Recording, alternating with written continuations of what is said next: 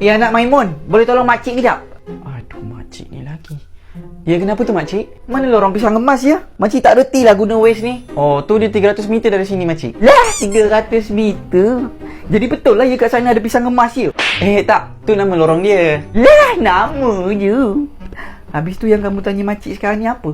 Ya Allah makcik. Makcik ikut je lah Waze tu, senang makcik. Kehadapan 300 meter. Tu dia cakap 300 meter. Lah, ke depan 300 meter. Ya makcik, tak faham ke? Kamu menjawab aku ya? Tak makcik.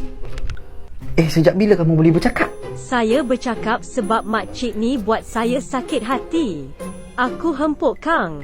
Apa? Dia cakap apa? Main sini bagi aku bercakap dengan si budak West ni. Kurang hajar budak ni. Lah ingat saya takut ke? Dah makcik. Kejap ya.